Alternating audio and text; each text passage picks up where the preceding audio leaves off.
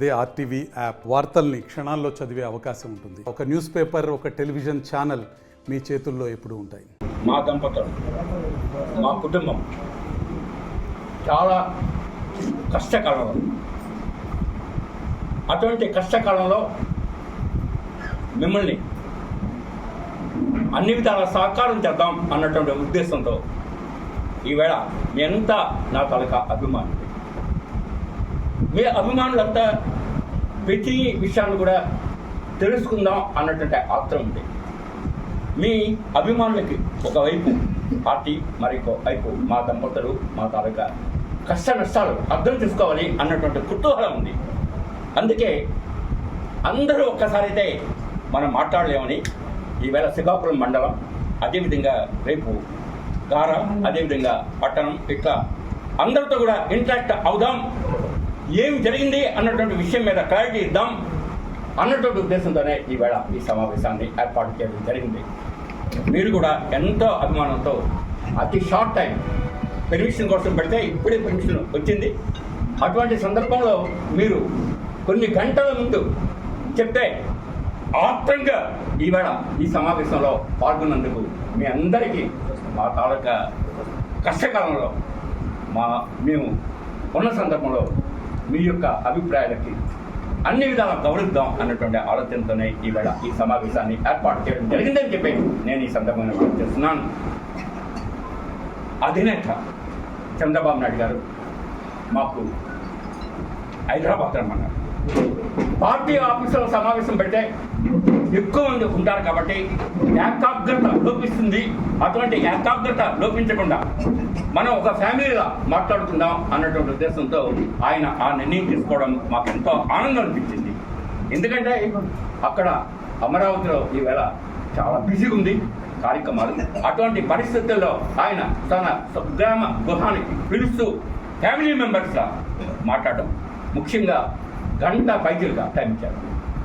అన్ని విషయాలు కూడా ఆయన కూలంకషంగా మాట్లాడారు.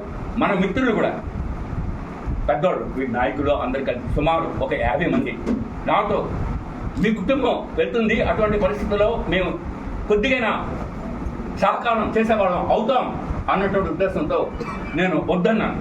ఎందుకంటే ఇది కేవలం మా ఫ్యామిలీతో మాట్లాడతారు అన్నటువంటి విషయం చెప్పినప్పటికీ కూడా కాదు, మీ తాలూకా హితులం, మీరు చెప్పినా చెప్పకపోయినా మేము అక్కడికి వస్తాం అని చెప్పి వాళ్ళు స్వయంగా నిర్ణయాన్ని తీసుకొని రావడం జరిగింది.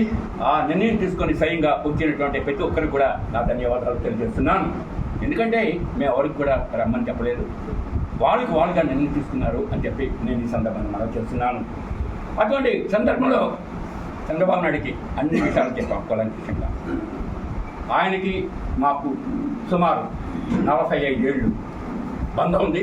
ఆ బంధాన్ని దృష్టిలో పెట్టుకొని ఆయన కూడా నేను చెప్పిన ప్రతి విషయాన్ని కూడా గమనంలో తీసుకున్నారు. అందుకు నా తాలూకా సంతోషాన్ని వ్యక్తం చేస్తున్నానని చెప్పి నేను ఈ సందర్భంగా మనం చేస్తున్నాను.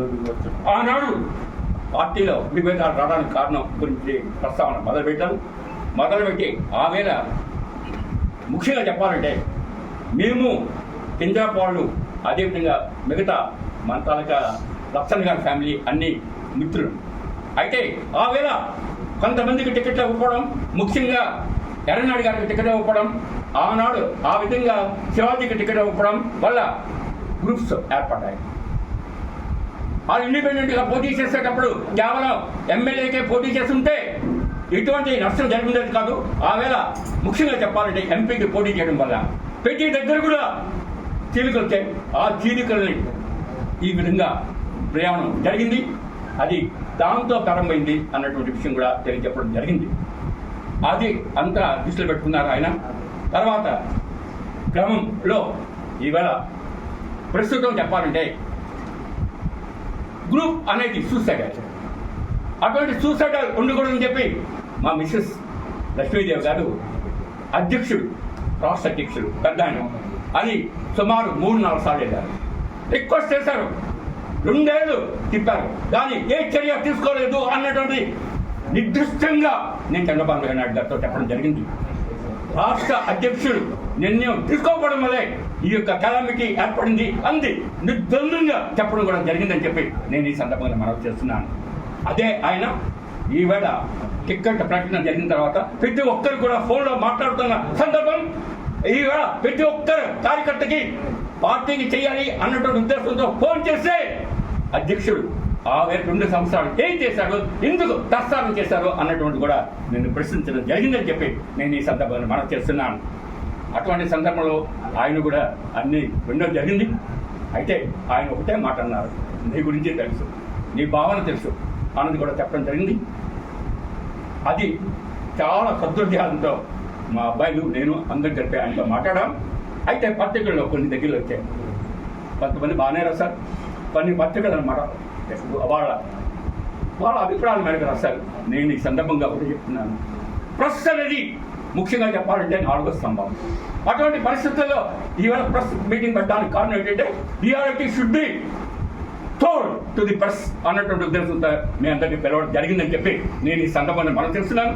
అందుకోసం కొన్ని పత్రికల్లో ఏదేదో రాస్తారు. అయితే అటువంటి నీలి వార్తలు అనేది ఇట్లా టైం నుంచి ఉన్నాయి, ఈవేళ కొత్త కాదు, ఆవేళ గూగుల్స్ నుంచి ఉన్నాయి.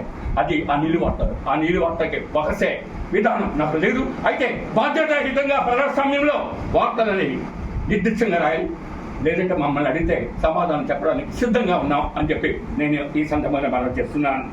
అదే సందర్భంలో చంద్రబాబు నాయుడు గారు చెప్పారు, ఇన్నాళ్ళు మీరున్నారు పార్టీ ఇంట్రెస్ట్లో మరొక 2-3 రోజులు ఆయన వెయిట్ చేయమని చెప్పారు. ఆ వెయిట్ చేయమన్నప్పుడు తప్పేం కాదు. నేను ఒకటే చెప్తున్నాను, ఒక ముఖ్యమంత్రిగా ఒక పక్క పార్టీ చూసుకోవాలి.